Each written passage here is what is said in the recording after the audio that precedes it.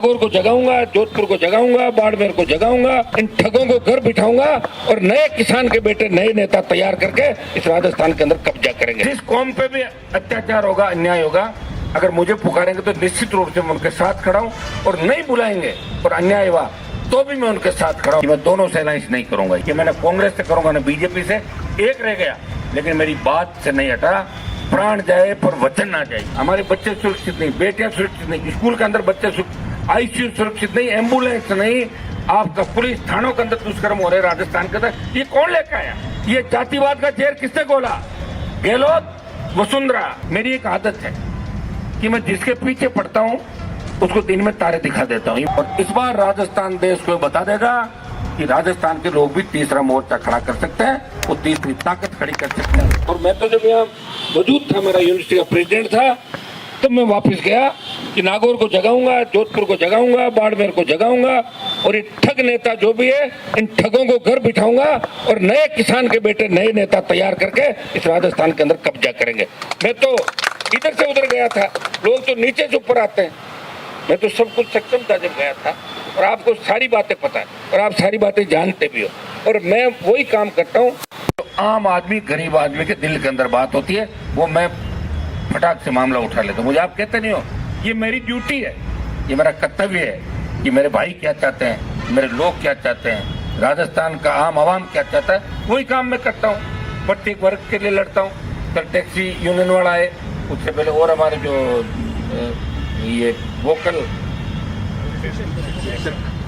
जो कौन क्या वोकेशनल वाले वो लोग आए, उससे पहले बेरोजगारों को और बहुत से संगठन आए। मैं सबको सैनिक समाज का कार्यक्रम भी था। यहाँ जो भी आएगा,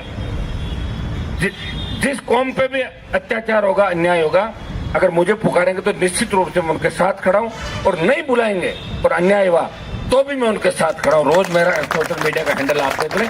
प्रयास मैं करता हूँ कि देश और प्रदेश के अंदर मेरी वजह से प्रत्येक व्यक्ति को फायदा मिले, मैं ताकत बनूं आप लोगों की, गरीब शोषित पीड़ित तबके की मैं आवाज बन के और आपकी आवाज में उठाता रहूं, आवाज बन के आपको न्याय दिलाता रहूं। मैं प्रयास ही कर सकता हूं, मैं अकेला हूं, प्रयास कर सकता हूं। प्रयास करते करते ही तो आप लोग लाखों की तादाद के अंदर मेरे साथ हो गए।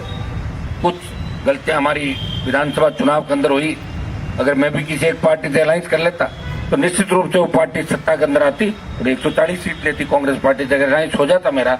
लेकिन मैंने कहा था कि मैं दोनों से अलायंस नहीं करूंगा। यही था चुनाव से पहले बात कि मैंने कांग्रेस से करूंगा न बीजेपी से। एक रह गया लेकिन मेरी बात से नहीं हटा।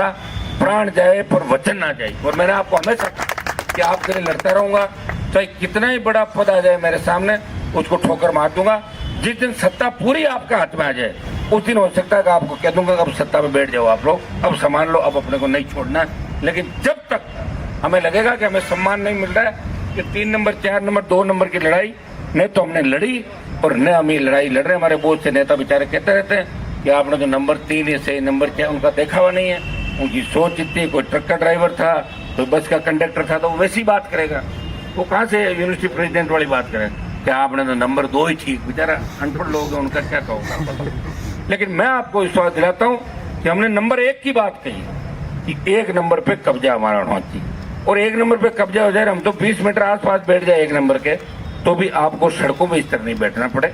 ऐसे निर्णय सरकार करेगी जिससे आने वाला फ्यूचर आपका सही। हम राजस्थान का सम्मान लौटाना चाहते हैं, जो राजस्थान का सम्मान 25, 30, 40 साल पहले था।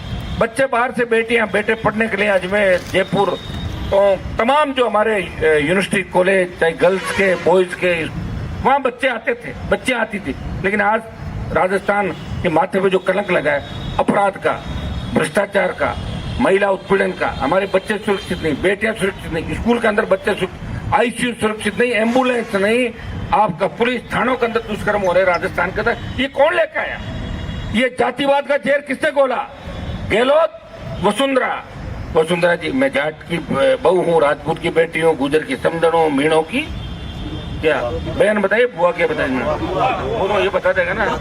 बेस कहाँ गया? मनोज है, हाँ, बुआ हूँ, यादों की छुट्टन के बताया क्या, मैं धर्म बहन हूँ, फला ये हूँ, मैं मणिजार हूँ, मैं रेबारण हूँ, तो जो भी उसने बताया। जैसे करीब ऐसी कोई जाति छोड़ी नहीं, और गलती से अगर छोड़ दी तो बता दे जाके पूछ लो, मना थोड़ी करेगी मैडम।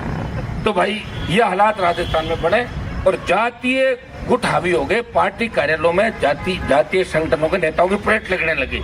ये फला महासभा का अध्यक्ष, इसका कमरा बीजेपी ऑफिस में, ये कांग्रेस ऑफिस में, फिर जाति पे बट गया पूरा राजस्थान। मेरे को तो लोग जातिवादी नेता कहते हैं। क्या मेरे घर पे कोई बोर्ड लगा हुआ कि जाति का है क्या? मैं तो सब सुनता हूँ, जो भी आता फोन लगाओ बात करते हैं, कहीं भी ले जाओ पकड़ के, लो चलो।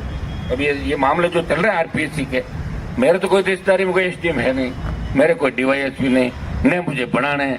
मैं तो आपके लिए लड़ रहा हूँ, मेरे छोटे भाइयों के लिए लड़ रहा हूँ। मैं आपको विश्वास दिलाता हूँ, मेरी एक आदत है कि मैं जिसके पीछे पड़ता हूँ उसको दिन में तारे दिखा देता हूँ। ये बहुत से नेताओं को तारे दिखाए और बहुत से नेताओं के एम्पायर खत्म कर दिए। जो पहले टेबलेट नहीं लेते थे, 8-8, 10-10 गोली खा रहे एक टाइम की, और मैंने कर दिया उनका इलाज।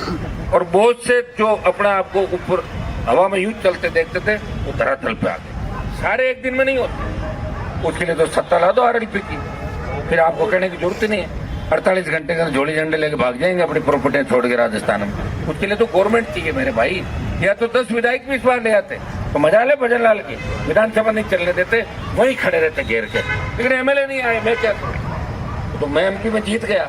आपकी आवाज तो बढ़ के बोल रहा हूँ दिल्ली के अंदर। मोदी और अमित शाह जानते हैं हनुमान जो बात कहेगा उसमें दम नहीं है, वो गलत बात नहीं कहेगा, कहीं न कहीं सच्चाई है और कहीं कहीं देश और प्रदेश के हित की बात है। मैं लड़ रहा हूँ अकेला आपके लिए और आगे भी मैं लड़ता रहूंगा। थोड़ा लेट हो जाता हूँ आज के लड़ने में, कल कोशिश करूंगा कल जल्दी में आऊँ और आप भी जल्दी, सब लोग जल्दी आओ। कल बर्फ भीगते बारिश के अंदर भी आपने यहाँ जयकारे लगा रहे थे, भीग रहे थे, मैंने देखा। तीसरी बार हम आंधी बरसात के अंदर यहाँ आए, गर्मी कम हो गई, इंद्र भगवान भी खुश हो गए, यार रुकने वाला तो है नहीं, कुछ गर्मी कम करो।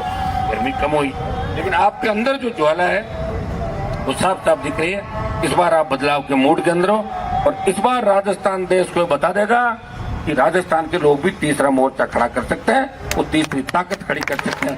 जब हमारे छोटे भाई हरियाणा और पंजाब के अंदर 4-4, 5-5 पार्टियां शासन कर सकती है, तो राजस्थान में क्यों नहीं कर सकती? ये राजस्थान का जवान इस बार क्यों का जवाब देगा। और देश के अंदर जो लोग बोल रहे हैं कि राजस्थान तो कांग्रेस और बीजेपी राज बनाती है, उनके मुंह पे ताले लग जाएंगे। भाइयों, जिस तरह किसान आंदोलन का नेतृत्व पंजाब ने किया, उसी तरह अग्निवीर के खिलाफ आंदोलन का नेतृत्व है राजस्थान करेगा।